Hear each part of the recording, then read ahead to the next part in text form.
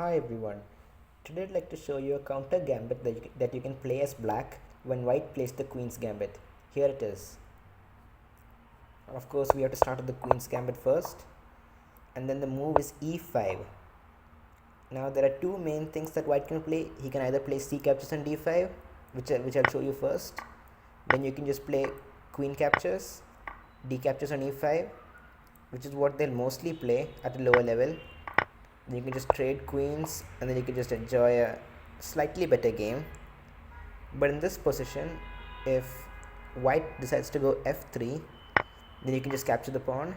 And then white has a pretty tricky move over here. Knight to c3. Now you can't capture this knight, of course, because it's pinned, and the white would just capture the queen. And the queen is currently under attack. So what you'd probably have to go for is something like this.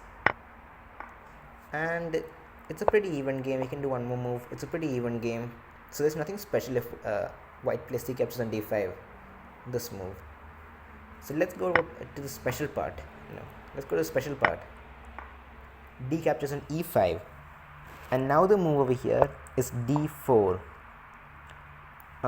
Most often when lower rated players see this move, their first instinct is to try to trade that very annoying pawn. So most players in this position will play e3, which is actually a completely fine move if you play it precisely. So now what you have to do is go for bishop to b4 check.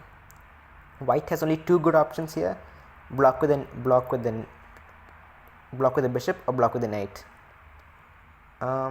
It's hard to say which one they'd go for mostly. We'll show you the knight first. Then what you have to do is d captures on e3, f captures on e3, and then queen to h4 check. Then they'll probably block it, and then you attack the rook because of the spin. Just utilize the spin. Then they probably have to go knight to f3.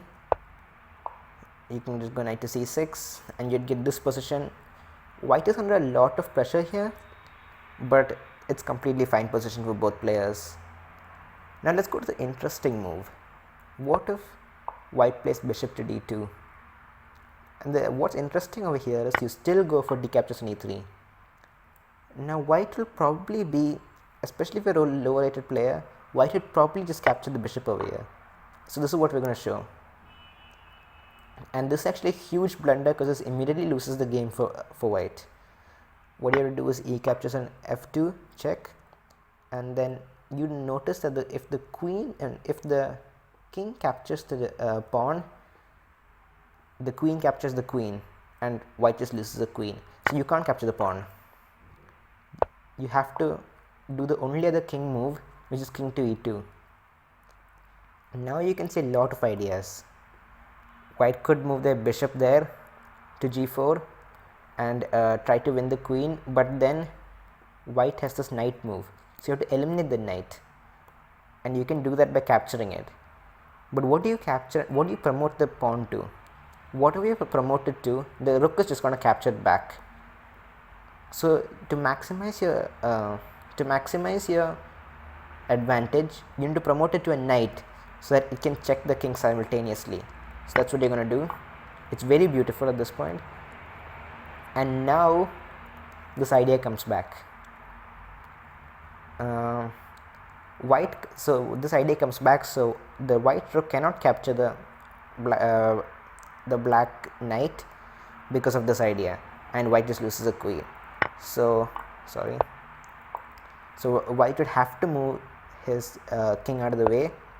King to h4 check. If white blocks, he just loses immediately, loses the rook. So white would have to move the king out of the way, and then you have knight to c6, and then white is just much better in this position. He or she will have a lot of opportunities, and white would have to play the most precise move to survive. I even play it out a little. You can just capture the knight. Black captures the bishop.